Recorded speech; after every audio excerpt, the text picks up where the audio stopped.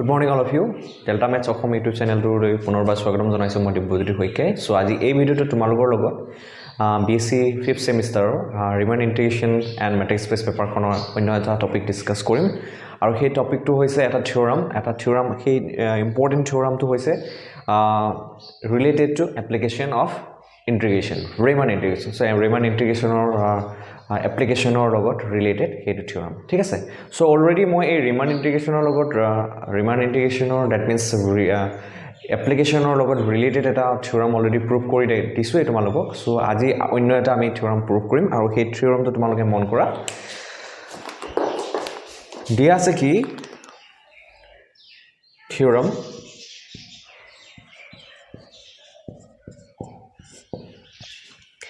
dia ase f z b2 functions that means from f and z are two functions from the closed interval a b to r amak dia ase is ki dia ase is Riemann integrable boli dia ase Riemann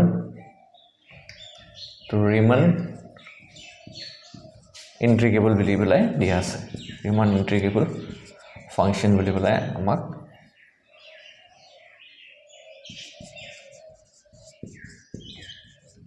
boli amak dia ase right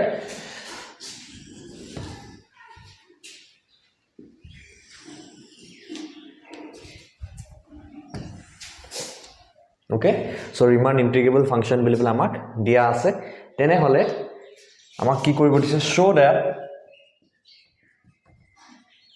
to theorem boli likhibo na lage so theorem eta so first eta question ami theorem hisabe mo prove kora disilu so aji etu theorem hisabe nohoy so just eta question hisabe tomaloke bujibole try koriba say f, z b2 Riemann integrable function dia ase from the closed interval a b to r boli dia ase to so that amak ki show koribo dise that the following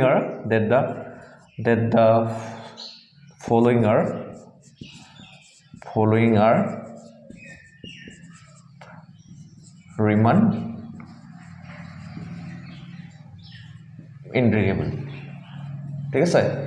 আমাক তলত জিবোৰ দিয়া আছে হেবু আমাৰ Riemann integrable বুলি বলে আমাক শো কৰিব দিছে নাম্বার 1 আছে mod of f is Riemann integrable বুলি বলে শো কৰিব দিছে যেটো অলৰেডি মই শো কৰি পেলাই দিছো ঠিক আছে তো লাষ্ট ভিডিওটোত মই mod of f is Riemann integrable বুলি বলে মই শো কৰিছিলো ঠিক আছে সো নেক্সট 2 নম্বৰতে আছে f square is Riemann integrable বুলি শো কৰিব লাগে যেটো আজি মই শো কৰাই দিম ধুনিয়াকে সো বুজাই দিম ধুনিয়াকে এক্সপ্লেইন কৰি সো কোৱেশ্চন নম্বৰ 3 ত আছে fz is Riemann integrable bili show koribo lage ta question number 4 ase maximum of f and z are Riemann integrable bili amak show koribo lage so ekita solve koribo lage ekita solve korim but aji ei video tur particularly so 2 number to jitu ase f square is Riemann integrable ami show korim thik ase to duniya ke video to saba skip nokora koi so clearly buji baba so etu keneke ami show korim thik ase to look at the solution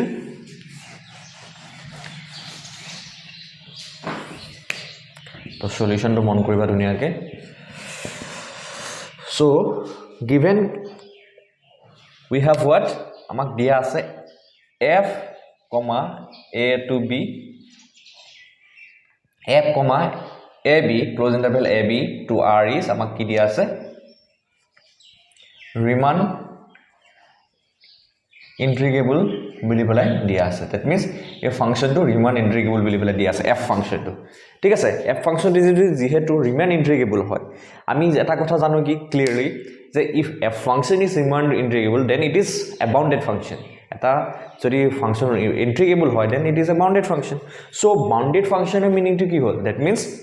এটা function bounded বুলি কলে আমি এটা কথা বুজিব লাগিব যে ই দুটা পার্টিকুলার ভ্যালুৰ মাজত এই ফাংশনটো লাই কৰে ফাংশনটোৰ ভ্যালুবোৰ range to that means function to range lie between two particular number so to hiyak ami mathematically keneke likhu so mathematically ami likhu keneke since f is Riemann integrable then what we can write it implies what f is bounded so bounded hua means ki since f is bounded so there exists a positive number m greater than 0 such that to yak ami keneke likhibo paru such that mod of f of x is less than equal to m. so mode of f of x is less than equal to m. That means year meaning to কি হয়, that is what আমি ইয়াক আজি mode to যদি খুলি পেলাই লিখো কেনেকৈ লিখিব পাৰিম, fx is lying between m and minus m বুলি পেলাই আমি লিখিব পাৰো. So this is the definition of bounded function. That means the function is lying between two particular value. That means the function or যেটো range হয় সেই range to দুটা particular value মাজত lie কৰে. ঠিক আছে? So this is the definition of bounded function. So f is যেহেতু the given function f is a Riemann integral, so it is bounded. আৰু according to the definition of bounded function আমি কি পাওঁ, mode of fx is less than equal to m for some positive number m greater than 0. So there exists এটা function যদি bounded হয়, there exists আমি ক'ব পাৰো যে there exists a positive number m which such that mode of fx is less than equal to m. So এটো আমি bounded function আমি definition মতে পাইছিলো. So we have also learned what f is যদি Riemann integrable হয়, আমি already পাইছো কি, since we have what, so আমি এটা লিখিম সোয়া, we have আমি already পাইছো, we have what, we have f is আমি কি পাইছো, f is r integrable বুলি পেলাই আমাক দিয়া আছে, we have r integrable. যদি এটা ফাংশন f r integrable হয়, so on the closed interval a b আমি r integrable বুলি যদি দিয়া থাকে, তেতিয়া হলে আমি এটো কি ইমপ্লাই কৰে, so আমি অলৰেডি পঢ়িছো যে মই লাস্ট ভিডিওটো তোমালোকক প্ৰুভ কৰাই দেখাই দিছো যে যদি f is Riemann integrable হয় তেতিয়া হলে কি হয়, since f is Riemann integral then it implies what, mode of f is also Riemann integral. So a consideration এটা কাৰণে লৈছো এই proof-টো, that means আমি f square to r integral show কৰাত এটোৱে আমাক হেল্প কৰিব. ঠিক আছে, যেহেতু এখিনি ইনফৰমেশন আমাৰ হাতত আছে, সো এখিনি আমি লব পাৰো. So we have f is r integrable on the closed interval a b, it implies what, mode of f is also Riemann integrable. এটো মই প্রুফ কৰাই তোমালোকক দেখাইছিলো লাস্ট ভিডিওটো. ঠিক আছে, mode of f is Riemann integrable. now তোমালোকে চোৱা, এতিয়া mode of f যেহেতু Riemann integrable হয়, so তাৰ কাৰণে আমি কি লিখিব পাৰিম, ইয়াৰ পাছত তোমালোকে লিখি যাম. We have what, since f is Riemann integrable on closed interval a b, so it implies mode of f is Riemann integrable. So যেহেতু mode of f is Riemann integrable হয়, তো ইয়াৰ পৰা কি ক'ব পাৰো, so there that is, so since mode of f is Riemann integral, so from here we can conclude what, according to the definition of Riemann integrability আমি necessary and sufficient condition জানো. So যেহেতু mode of f is Riemann integrable, so according to the necessary and sufficient condition of Riemann integrability, what we have, for all epsilon, for all given epsilon greater than 0, there exists a partition, আমি এনেকুৱা এটা partition পাব পাৰো of the closed interval a b, এনেকৈ লিখিম কেনেকৈ, x0 equal to a, x1 x2 ... xn equal to b of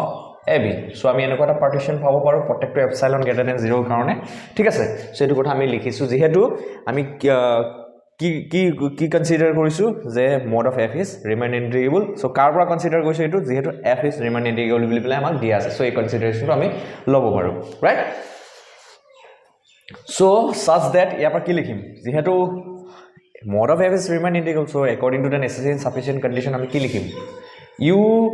p mod f minus l p mod f is less than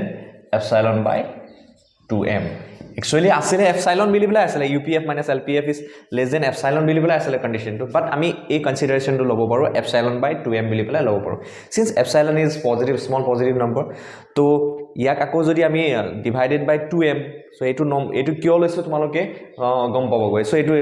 Archimedean properties পৰা আমি এটো consider কৰিব পাৰো. So ইয়াতে epsilon by 2m কিয় লৈছো, so লব পাৰো কাৰণ epsilon টো আমি চুজ কৰিব পাৰো, epsilon টোৰ কাৰণে আমাৰ ফুল ফ্ৰীডম আছে কেনেকৈ আমি epsilon টো লওঁ. So epsilon ললেও কাৰেক্ট হয়, epsilon by 2 ললেও কাৰেক্ট হয়, আৰু epsilon by 2m আমি লব পাৰো কাৰণ m টো হল positive number, right. So positive number গৈ হিচাপে epsilon by 2m বুলি পেলাই ললেও so আমি একো আমাৰ প্ৰবলেম নহয়, ওকে. So আমি কি পালো, যেহেতু mode of f is Riemann integral, so what we have, up mod f minus lp mod f is less than epsilon by 2m. So এটো আমি নাম দিছিলো ধৰ এটা equation number let it be equation number 1 বুলি বলে আমি লৈ ললো right. So now এটো লাগিব আমাক দৰকাৰ হ'ব now আমি কেটামান কনসিডাৰেশন ল সুপ্ৰিমাম ইনফিমামৰ so আমি ধৰি লওঁ আমি ফার্স্ট আমি ইনিশিয়ালি ইকুয়েশন নাম্বার 1 ত কি পালো যে যেহেতু mod of f Riemann integrables function so therefore according to the necessary and sufficient condition আমি কি পাও up mod f minus lp mod f is less than epsilon by 2m so আমি কি কৰিম যেহেতু upf আৰু lpf কোনটো ফাংশনৰ কাৰণে কনসিডাৰ কৰিছো mod f ৰ কাৰণে ফাংশনটোৰ কাৰণে কনসিডাৰ কৰিছো গতিকে mod f ৰ কাৰণে সুপ্ৰিমাম আৰু ইনফিমাম কনসিডাৰেশনটো লৈ লওঁ so let তাৰ কাৰণে small mi আমি কনসিডাৰ কৰো so infimum of the function mod of f x such that xi minus 1 less than x less than equal লিখিবা xi বুলি বলে আমি লিখি ললো so এটো কিয় কাৰণে ললো so since mi is the infimum of the function mod f so হেতু কাৰণে ললো সে এটো আমি লৈ লৈছো যে mi equal to infimum of mod f of x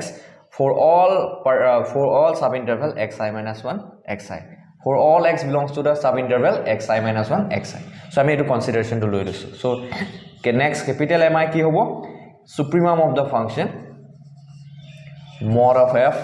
x such that xi minus 1 less than equal to x less than equal to xi বুলি কলে আমি লৈ লৈছো ঠিক আছে এটো হল আমি লৈছো সুপ্ৰিমাম আৰু ইনফিমাম তো সুপ্ৰিমাম যেহেতু ফাংশনটো ইন্টিগ্ৰেবল সুপ্ৰিমাম আৰু infimum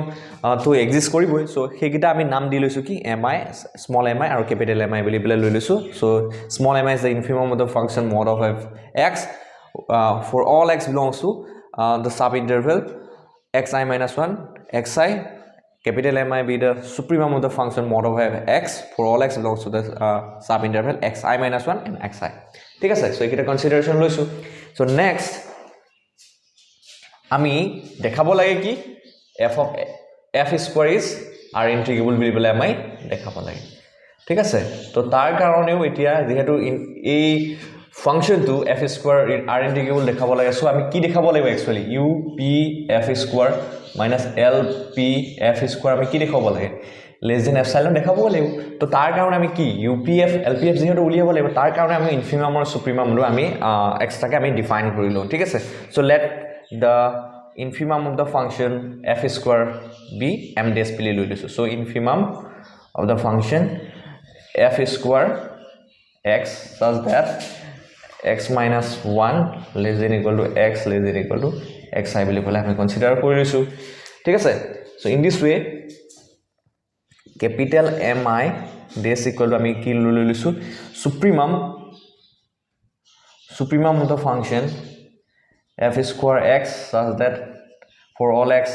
belongs to the subinterval xi minus 1 less than equal to xi হিচাপে আমি লৈ লৈছো সো আমি তো কনসিডারেশন তো কই ললো এতিয়া সোয়া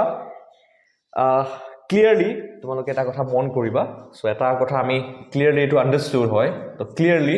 তোমালোকে মন কৰিবা ধুনিয়াকে বুজিবলৈ চেষ্টা কৰিবা সো কনফিউজ কৰিবলৈ একো নাই তো f square clearly f square x এই ফাংশনটো কথা কওঁ যদি f square x equal to mod of f square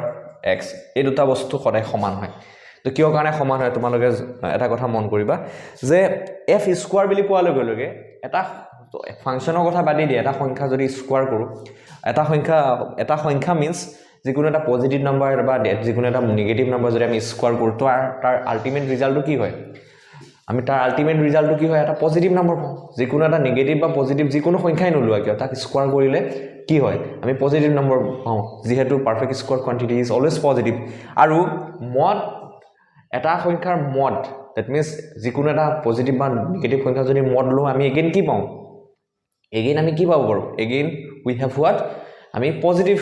value পাওঁ ঠিক আছে আকৌ mod f ৰ আকৌ স্কয়াৰ ললো এগেইন পজিটিভে পাম সো এই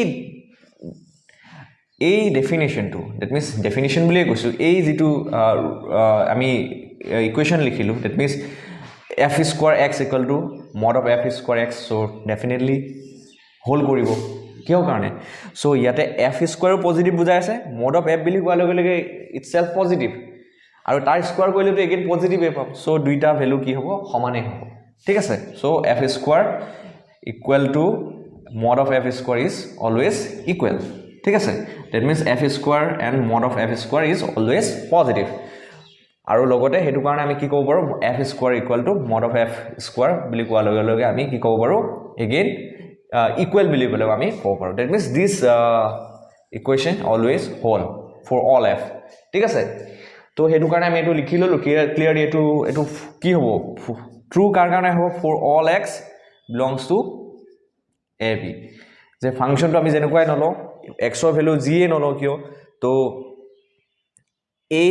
ইনইকুয়ালিটিটো সদায় কি হ'ব ইনইকুয়ালিটি নহয় সৰি যে এই ইকুৱেচনটো সদায় হোল হ'ব for all x belongs to capital ab কাৰণে হোল হ'ব সো এইটো ক্লিয়াৰলি তোমালোকে বুজি পাইছা সো মই আকৌ এবাৰ কৈ দিছো যে এটা মই আগতে আকৌ এবাৰ কৈছো এটা পজিটিভ সংখ্যা বা নেগেটিভ সংখ্যা কথাই ক'লো তো আমি সেই দুটা যদি স্কয়াৰ কৰি দিও এগেইন কি পাম পজিটিভে পাম আকৌ mod of f লৈ লগে mod of particular number that means mod of যিকোনো সংখ্যা এটা লোৱা পজিটিভ বা নেগেটিভে লোৱা কিয় হেতু যদি mod লোৱা মানে কি হেতু পজিটিভ বুজায় mod লৈ পেলে তাৰ স্কয়াৰ কৰা মানে আকৌ পজিটিভে হ'ব সো গতিকে এই যেটো ইকুৱেচন হয় অলৱেজ হোল true হ'ব আৰু for all x belongs to ab কাৰণে এটো হোল true হ'ব ঠিক আছে সো এটো ক্লিয়াৰলি তোমালোকে বুজি পাইছা so now therefore এটা সো এতিয়া আমি এটা লিখিম এই কথাখিনিৰ পৰা এটা কথা আমি কনক্লুজন ড্ৰ কৰিব পাৰিম এই mi small mi capital mi dash capital mi dash ৰ মাজত আমি এটা কনক্লুজন আমি ড্ৰ কৰিব পাৰিম কি হয় ড্ৰ কৰিব পাৰিম তোমালোকে চাই যোৱা যে আমি এনেকৈ লিখিব পাৰিম small mi is mi dash কিটা কি হয় mi dash capital mi dash mi small mi capital mi এইবিলাক কি হয় ফাংশন বিলাকৰ সুপ্ৰিমম আৰু ইনফিমাম ভ্যালু ফাংশনৰে ভ্যালু হয় ঠিক আছে সো mi আমি কি লিখিব পাৰিম mi dash equal to কি লিখিব পাৰিম mi dash equal to আমি কি লিখিব পাৰিম mi dash বুলি ক'লে কি আছিল the infimum of the function f square x হয় so mi dash equal to কি লিখিব পাৰিম so এই ৰিলেচনটোৰ লগত যদি কম্পেয়াৰ কৰা কি হ'ব এই ৰিলেচনটোৰ লগত কম্পেয়াৰ কৰিলে mi dash equal to কি হ'ব mi dash কাৰ সুপ্ৰিমম হয় infimum value হয় f square x ফাংশনটোৰ infimum value হয় mi dash is the infimum value of the function f square x গতিকে mi dash লিখিলো হেতু কাৰ লগত ইকুৱেল হ'ব এই mod of f ফাংশনটোৰ infimum value টোৰ লগত value টোৰ স্কয়াৰৰ লগত ইকুৱেল হ'ব যেহেতু f square x equal to mod f whole square so mi dash equal to কি হ'ব mi whole square হ'ব তো বুজি পাইছা ক্লিয়াৰলি সো এই ৰিলেচনটোৰ লগত এটো মিলালেই হ'ল এই ৰিলেচনটোৰ লগত f square equal to mod of f square তো mod f ফাংশনটোৰ infimum value কি হয় mi তে mod f for infimum value টো কি হয় infimum value টো হয় কি mi এতিয়া ইয়াক যদি আমি স্কয়াৰ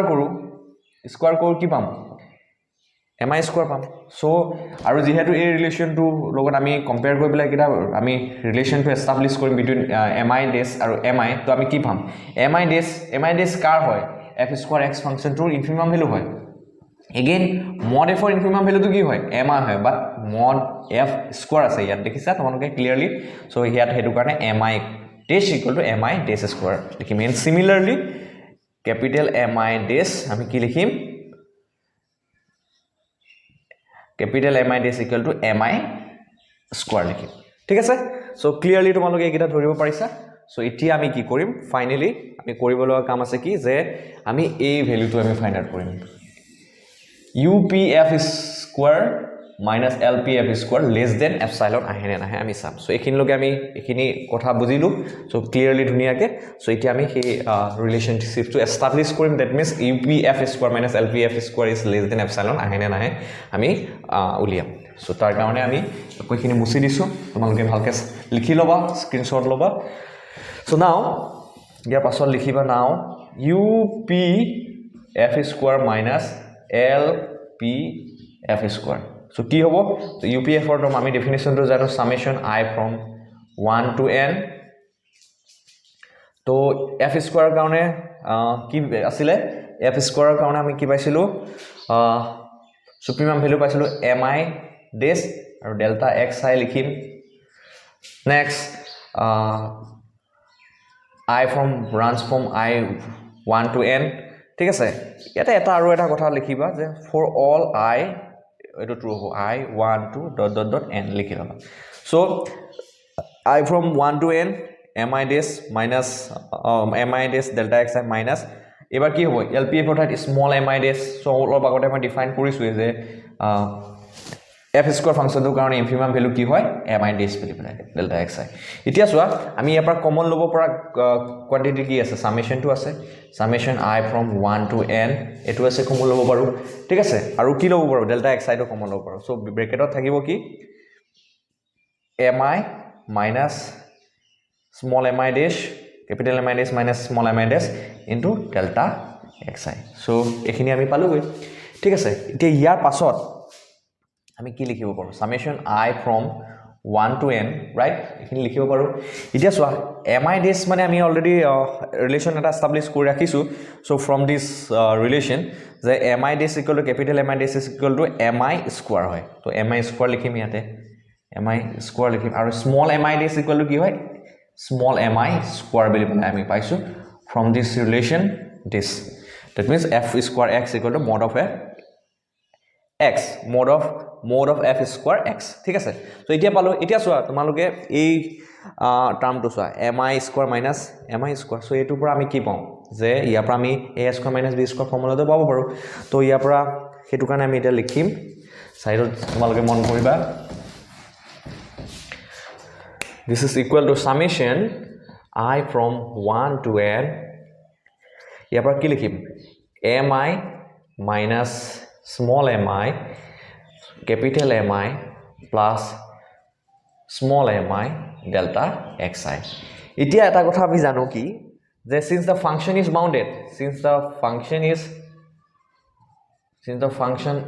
f is bounded আমি পাইছিলো অলপ আগতে লিখিছিলো বাউন্ডেড গটিকে f of mod of f of x is less than equal to m where m greater than 0 so আমি এনেকুৱা এটা পজিটিভ নম্বৰ পাব পাৰো যাৰ কাৰণে এই ফাংচনটোৰ ৰেঞ্জটো কি পজিটিভ নম্বৰটোৰ কি ফাংচনটোৰ ৰেঞ্জটো কি পজিটিভ নম্বৰটো লৈ পেলাই কি হয় কি পজিটিভ নম্বৰটো that means মই ক'ব বিচাৰিছো যে আমি এনেকুৱা দুটা ভ্যালু পাম that means এই পজিটিভ নম্বৰটোৱে আমি দুটা ভ্যালু কনসিডাৰ কৰি এটা মাইনাস m এটা প্লাস m কি দুটা ভ্যালু পাম যাৰ মাজত ফাংচনটোৰ ৰেঞ্জটো লাই কৰিব ঠিক আছে সো এটো হৈছে বাউন্ডেড ফাংচনৰ ডেফিনিশন যেটো অলপ আগতে মই বুজাই দিছো এতিয়া চোৱা mod of fx is less than equal to m মই যদি এই m টোক আপাৰ বাউন্ড হিচাপে কনসিডাৰ কৰো তো আপাৰ বাউন্ড হিচাপে যদি কনসিডাৰ কৰো that means যেটো আটাইতকৈ ডাঙৰ ভ্যালুটো তো ডাঙৰ ভ্যালুটো কথা যদি কনসিডাৰ কৰো তো আপাৰ বাউন্ড তো এই আপাৰ বাউন্ডটোৰ সদায় চোৱা এই স্মল mi ক্যাপিটাল mi দুটা কি এই চোৱা মই যদি ফাংচনটো কোড লাই কৰে বুলি কওঁতে এটো -m আৰু ক্যাপিটাল m ৰ মাজত লাই কৰে বুলি কওঁ আৰু স্মল mi ক্যাপিটাল mi কিটা কি হয় এটো হল m স্মল mi বুলি ইনফিমাম তো গ্ৰেটেষ্ট লোৱাৰ বাউন্ড বিলাকৰ এটো হল লোৱাৰ বাউন্ড বিলাকৰ গ্ৰেটেষ্ট সো স্মল mi টো কোড লাই কৰিব ইয়াতে লাই কৰিব সামৱেৰ আৰু mi বুলি ক্যাপিটাল mi বুলি ক'লে কি বুজা ক্যাপিটাল mi বুলি ক'লে বুজা যে লিষ্ট আপাৰ বাউন্ড বিলাক এটো হল আপাৰ বাউন্ড বিলাকৰ লিষ্টটো সো ইফালে লাই কৰিব that means small m এই সোয়া ক্যাপিটাল মাইনাস ক্যাপিটাল m আৰু ক্যাপিটাল m ৰ মাজতে কি লাই কৰিব এই স্মল mi আৰু ক্যাপিটাল mi দুটা লাই কৰিব গটিকে ইয়াৰ পৰা আমি কি লিখিব পাৰো সো ডাইৰেক্টলি সোয়া mi আৰু ক্যাপিটাল mi টো less than equal to m হ'বনে so that means what ইয়াৰ পৰা কি লিখিব পাৰো small mi is less than equal to m আৰু capital mi O less than equal to আমি m হিচাপে আমি লিখিব পাৰো ঠিক আছে সো ইয়াৰ পৰা যদি লিখো তো আমি কি পামগৈ সো এখিনি পৰা আমি কি পালো এখিনি পৰা আমি এখিনি লিখিলো সো ইয়াৰ পৰা আমি এখিনি লিখিলো তো ইয়াৰ পাছত আমি কি লিখিম যে this is less than equal to I from 1 to n তো ইয়াতে মই ক্যাপিটাল mi plus mi ঠাইত কি লিখিম less than equal লিখিম ন সো m plus m লিখিম সো মই ৰিপ্লেস কৰিছো কি mi replace by less than equal to m আৰু small mi less than equal to আমি m বুলি বলে ৰিপ্লেস কৰি কি লিখিছো m plus m লিখিছো আৰু এই mi minus mi that means capital mi minus small mi টো একে ৰাখিছো তো কিয় ৰাখিছো একে তোমালোকে গম পাবা ইয়াৰ পাছত তো mi 2m m plus m মানে কি হ'ল 2m so less than equal to 2m এটো সামেশনৰ বাহিৰত ৰাখিব পাৰো কাৰণ এটো এটা constant term so I from 1 to n কি হ'ব mi minus small mi delta x লিখিব পাৰোঁ চ' ইয়াৰ পাছত চোৱা লেছ দেন ইকুৱেল টু আমি কি লিখিব পাৰোঁ 2m টো বাহিৰতে ৰাখিছোঁ তো ব্ৰেকেট কি লিখিব পাৰোঁ সামেশ্যন i from 1 to n capital mi delta xi minus summation I from 1 to n small mi delta xi বুলি পেলাই আমি লিখিব পাৰোঁ এইখিনি ঠিক আছে সো আই হোপ এইখিনিলৈকে ক্লিয়াৰ হৈছে সো ইয়াৰ চোৱা এতিয়া এইটো চোৱা এই টাৰ্মটো মন কৰা আৰু এইটো টাৰ্মটো মন কৰা সো ডেফিনেটলি এই দুটা টাৰ্ম কি হয় তোমালোকে আইডিয়া কৰিব পাৰিছা সো এইটো হয় UPF আৰু এইটো হয় LPF so according to the definition of UPF minus LPF according to the definition of sorry কোৱা ভুল হৈ গৈছে so according to the definition of UPF আৰু LPF তোমালোকে জানা যে এইটো কি ৰিপ্ৰেজেন্ট কৰিব UPF ৰিপ্ৰেজেন্ট কৰিব UPF কাৰ UPF বুলি ক'লে তোমালোকে বুজিব লাগিব যে UPF f ফাংচনটো কি আছে ইয়াত mod of f আছে ঠিক আছে UP mod f হ'ব আৰু এইটো কি ৰিপ্ৰেজেন্ট কৰিব LP mod f ৰিপ্ৰেজেন্ট কৰিব ৰাইট এইখিনি ক্লিয়াৰ হৈছে তোমালোকৰ এতিয়া সো ইয়াৰ পৰা আমি কি লিখিম সো ইয়াৰ পৰা আমি কি লিখিম ইয়াৰ নেক্সট লাইনটো সো এইখিনি মুছি দিছো নেক্সট লাইনটো ইয়াৰ পৰা যাব ইয়াৰ পৰা হ'ব নেক্সট লাইনটো কি হ'ব যে লেছ দেন ইকুৱেল টু আমি কি পামগৈ লেছ দেন ইকুৱেল টু আমি কি পামগৈ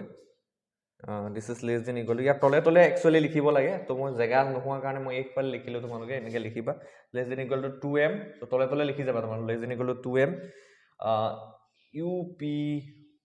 mod f minus LP mod f right এতিয়া চোৱা UP mod f according to the equation number 1 আমি কি পাম less than equal to 2m ইয়াৰ চোৱা less than আছে এবাৰ ইকুৱেলিটিটো নাথাকিব less than 2m into epsilon by 2m লিখিম আমি according to equation number 1 আমি এটো সাবস্টিটিউট কৰিলো so that means what আমি কি পালোগৈ 2m cancel কৰিলো so আমি less than epsilon that is আমি পালো কি UP f square minus LP f square আমি কি পাৰো less than epsilon পাৰো that is আমি ইয়াৰ পৰা কনক্লুড কৰিব পাৰো according to the necessary and sufficient condition of Riemann integrability say f is r integrable ঠিক আছে so in this way you can prove this theorem বুলি ক'ব পাৰা বা question বা application of Riemann integration বুলি ক'ব পাৰা so এনেকৈ prove কৰিব পাৰিবা so ধুনিয়াকৈ মই যেনেকৈ কৰাই দিছো step by step কৰি যাবা so তোমালোকৰ কোনো ডিফিকাল্টি ফেস নকৰা এই prove কৰোতে so I hope বুজি পাইছা তোমালোকে কিবা বুজি নাপালে কমেন্ট সেকশনত কমেন্ট কৰি মোক জনাব so thank you for visiting my channel